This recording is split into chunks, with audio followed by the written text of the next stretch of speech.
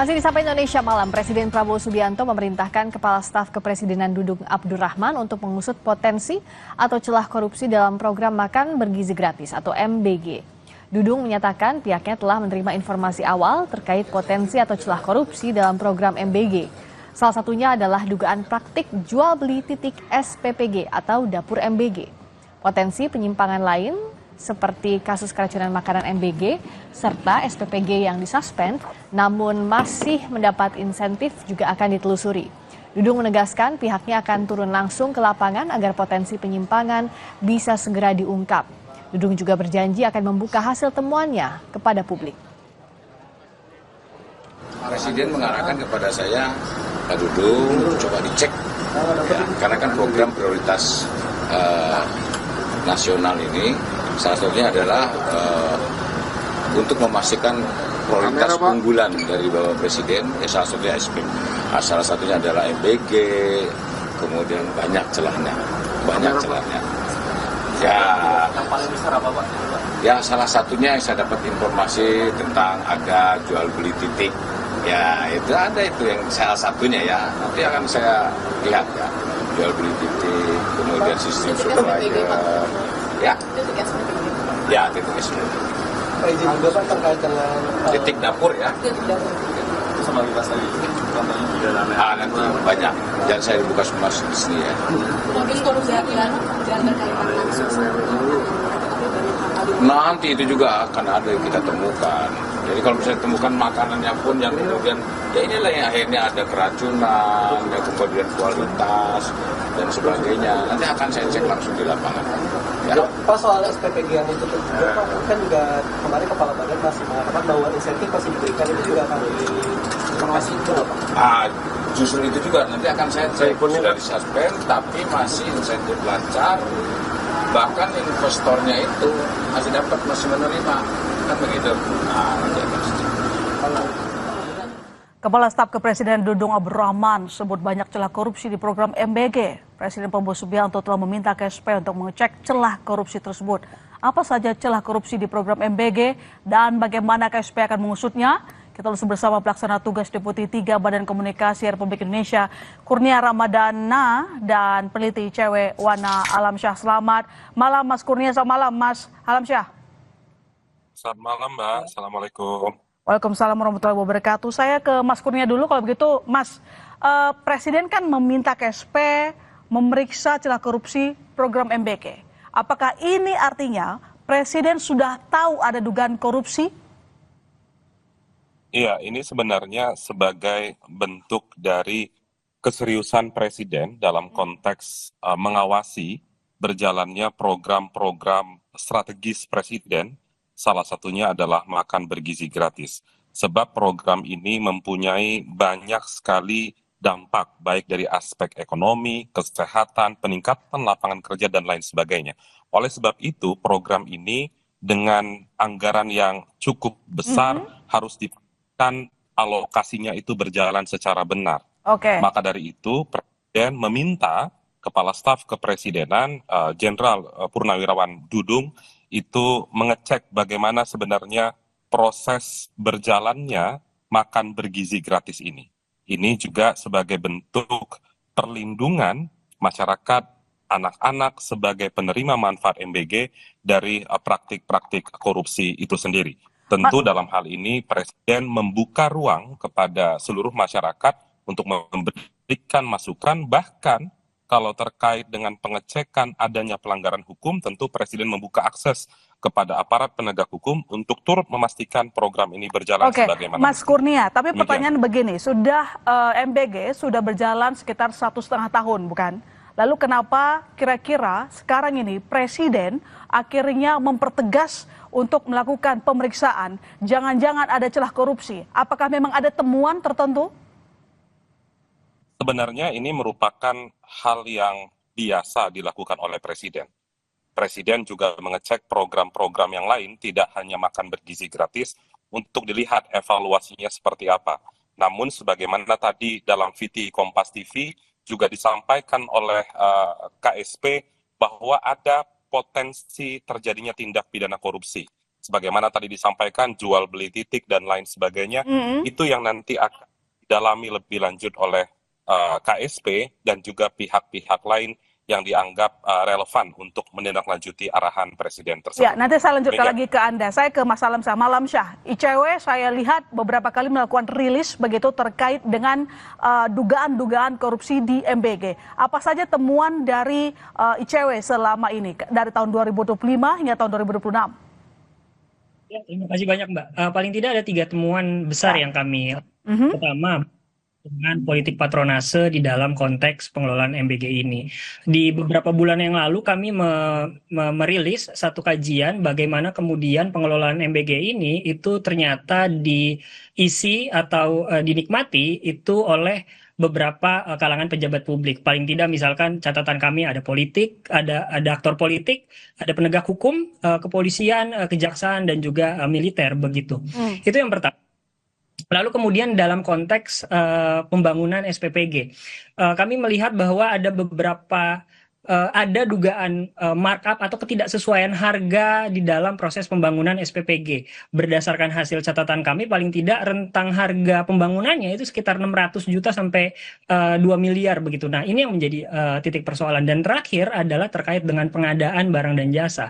Hari ini kami melaporkan kasus dugaan korupsi pengadaan jasa sertifikasi halal yang dilakukan oleh ke Komisi Pemberantasan Korupsi.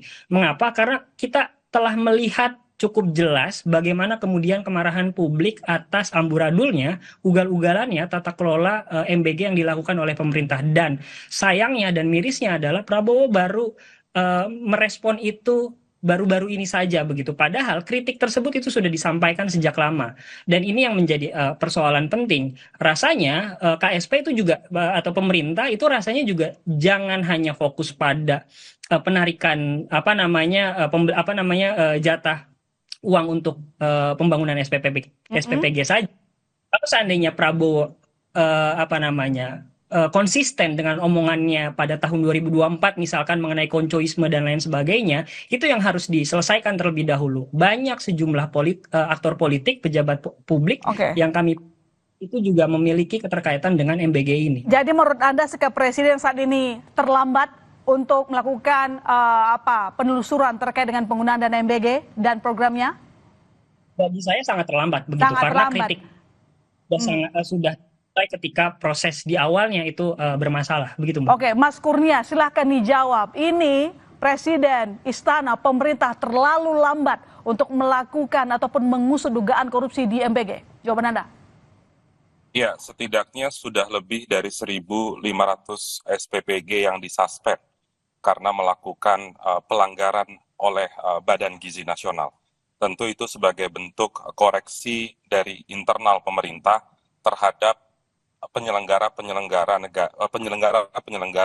MBG ini yang dianggap tidak patuh terhadap peraturan perundang-undangan. Itu satu hal. Kemudian poin kedua, apa yang disampaikan oleh Mas Wana tadi, ada sejumlah temuan, itulah yang nanti akan coba diverifikasi lebih lanjut oleh KSP, apakah di sana ada pelanggaran hukum terkhusus tindak pidana korupsi atau tidak. Apalagi tadi disampaikan sudah beberapa laporan masuk ke aparat penegak hukum dan Presiden sebenarnya sangat terbuka justru berterima kasih kepada masyarakat yang memberikan kritik, masukan, bahkan ingin memastikan program MBG ini berjalan dan tidak ada nuansa praktik korupsi di sana. Mas Kurnia, kalau saya potong, maaf, kritikan terhadap program MBG ini sudah lama didengungkan, ICW sudah berkali-kali mengeluarkan rilis terkait dugaan. Tapi pertanyaannya adalah tadi disampaikan oleh Mas Alamsyah bahwa pemerintah dianggap terlalu terlambat untuk merespons sejumlah kritikan terhadap MBG. Anda tidak mengaminkan hal itu? Tadi di awal sebenarnya saya sampaikan bahwa sampai di bulan April ini sudah lebih dari 1.500 SPPG yang disuspend. Suspend itu kan artinya internal pemerintah mengakui adanya problematika di dalam penyelenggaraan makan bergizi gratis. Maka dari itu sanksi dijatuhkan. Untuk memastikan program MBG ini berjalan sebagaimana mestinya, dari aspek tindak pidana korupsi, Presiden hari ini sudah memerintahkan kepada KSP untuk menelusuri lebih lanjut. Apalagi yang saya tahu sudah ada kajian dari Kedeputian Pencegahan Komisi Pemberantasan Korupsi terhadap aspek-aspek yang harus diperbaiki dalam penyelenggaraan MBG. Jadi sebenarnya pertanyaan tadi sudah saya jawab di bagian awal. Oke, baik, saya ke Mas Alamsyah. Yang diperintahkan oleh Presiden adalah KSP. Menurut Anda sudah tepat atau harusnya ada pihak lain yang bertanggung jawab dengan penyelenggaraan MBG? Itu menjadi catatan penting juga, Mbak. Jika memang telah banyak kritik, terutama terkait dengan tata kelola MBG, dan ada pelanggaran atau bahkan tindak pidana hukum, kenapa ini diserahkan kepada KSP? Kalau seandainya kita melihat misalkan ketika ada upaya atau dugaan tindak pidana yang dilakukan begitu oleh BGN, rasanya ini bukan ranahnya KSP saja, bukan ranah KSP begitu, melainkan ini ranahnya penegak hukum. Dan seharusnya adalah Presiden memerintahkan kepada penegak hukum untuk melakukan, pertama misalkan dalam konteks KPK memiliki Deputi Monitoring dan Pencegahan. Pertama, perintahkan terlebih dahulu KPK untuk melakukan upaya monitoring dan pengawasan terhadap MBG ini agar prosesnya itu sesuai dengan kritikan publik. Dan kemudian yang kedua adalah KPK harus menelusuri informasi yang disampaikan oleh publik melalui platform yang kemudian itu patut diduga menguntungkan pihak-pihak tertentu. Seperti yang tadi saya sampaikan, ada temuan kami patut diduga kepemilikan yayasan-yayasan SPPG ini itu dimiliki oleh segelintir pejabat publik begitu, baik itu individu di politik ataupun juga penegak hukum. Paling tidak misalkan catatan kami adalah ada sekitar 7 individu itu yang berasal dari Partai Gerindra. Pertanyaannya adalah apakah Presiden juga ingin jika konsisten begitu ya, apakah Presiden juga harus melakukan upaya untuk memberikan peringatan kepada kadernya sendiri begitu.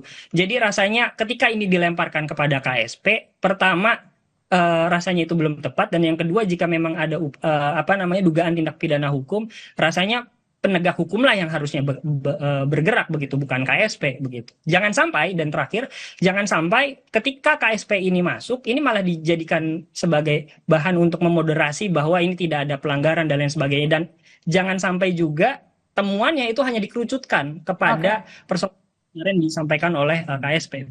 Jadi Mas Kurnia, bagaimana Anda menjawab keraguan bahwa nantinya KSP bisa memproses atau menindaklanjuti sampai tuntas terkait dengan penyelewengan kalau ada dugaan MBG? Nanti dijawab saudara, kami silakan kembali tetap di Sapa Indonesia Malam.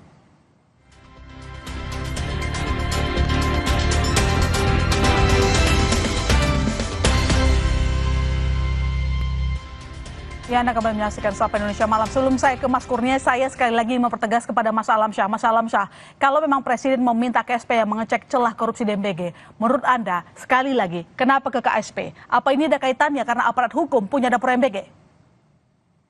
Ya, pertama yang mau saya perjelas dan pertegas adalah mengapa tadi saya sampaikan penting untuk KPK melakukan penelusuran, bukan penegak hukum lain. Karena dalam catatan kami, dalam hasil riset kami, pemantauan kami, itu menunjukkan bahwa kepolisian dan juga kejaksaan itu mereka memiliki terafiliasi dengan yayasan SPPG dan memiliki SPPG begitu. Jadi ketika diberikan kewenangan penegakan hukum kepada kepolisian dan kejaksaan, maka kami tidak yakin bahwa prosesnya imparsial, sehingga yang penting yang seharusnya dilakukan adalah berikan kewenangan tersebut kepada KPK untuk menelusuri sehingga tidak ada konflik kepentingan dalam penanganan perkara begitu. Oke, baik, Mas Kurnia, untuk menghindari konflik kepentingan harusnya diserahkan ke KPK, bukan ke KSP. Jawaban Anda? Yang pertama, lembaga kantor staf kepresidenan itu bertugas untuk memastikan program-program pemerintah itu berjalan sebagaimana mestinya, sesuai dengan tujuan, sesuai dengan yang diharapkan. Jadi ketika ada permintaan atau perintah dari Presiden terhadap kepala KSP, itu merupakan hal yang amat sangat lumrah, apalagi konsep keberadaan kelembagaan KSP sejak era pemerintahan sebelumnya, itu juga rutin memanggil kementerian-kementerian jika ada bottlenecking saat penyelenggaraan program-program, khususnya program prioritas pemerintah.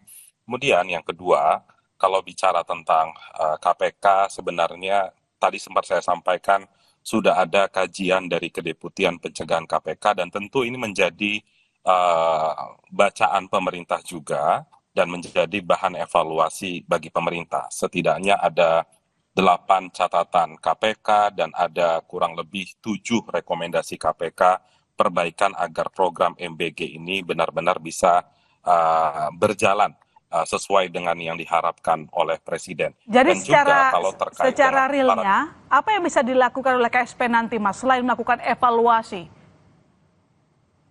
Ya, ini kan ada 2 hal ya. Yang pertama, untuk mengecek apakah penyelenggaraan secara administrasi itu telah berjalan baik atau tidak. Ketika itu ada hambatan atau bottlenecking di sana, maka KSP bisa memanggil pihak-pihak tertentu dan dilihat apa kekurangannya dan harus bisa diselesaikan. Kemudian yang kedua, ketika ada praktik korupsi, tentu berdasarkan hukum bukan KSP wilayahnya.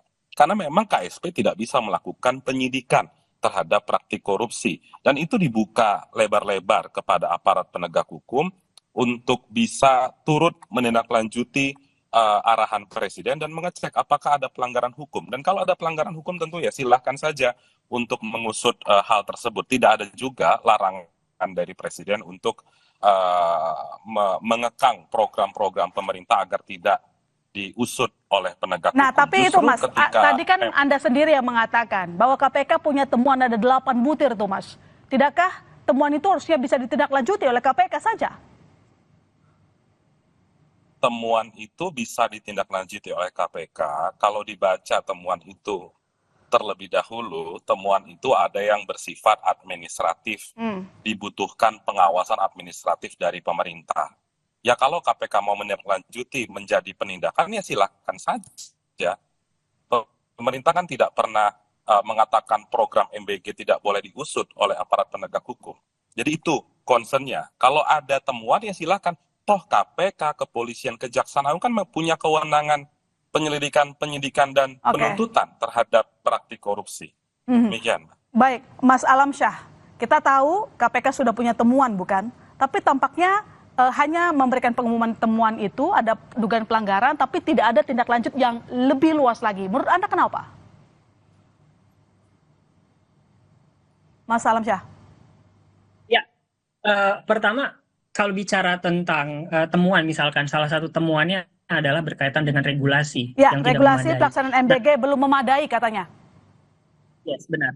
Nah, yang menjadi titik persoalan adalah kapan Prabowo menyampaikan secara tegas ke Dadan untuk memperbaiki kepala BGN begitu untuk memperbaiki atau memperkuat regulasi yang dimiliki dalam konteks pengelolaan MBG begitu.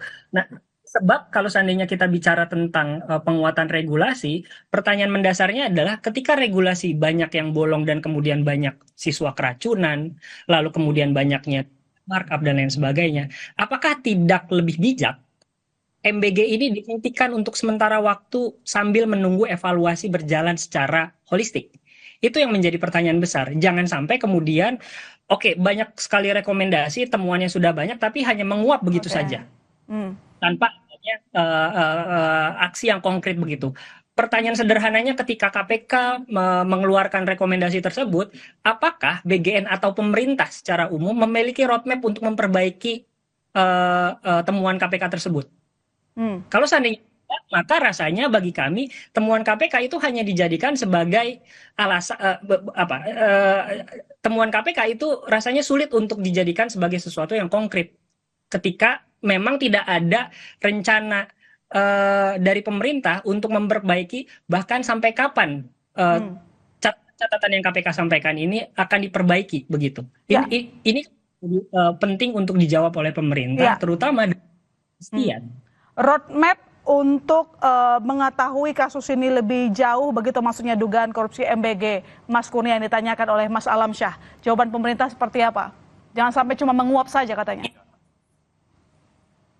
Ya, sederhananya begini. Ketika ada banyak SPPG yang disuspend, bukankah itu sebagai bentuk aspirasi masyarakat yang ditindaklanjuti oleh Mas, pemerintah? terkait dengan suspend itu kan itu. apakah termasuk juga konsen Presiden terkait dengan SPPG disuspend, lalu kemudian dikatakan oleh Kepala BGN tetap mendapat insentif? Itu kali ya dimaksud ya? Enggak, bukan seperti itu. Akan tapi saya mau sampaikan begini. Ada banyak aspirasi yang masuk kepada pemerintah terkait dengan penyelenggaraan MBG.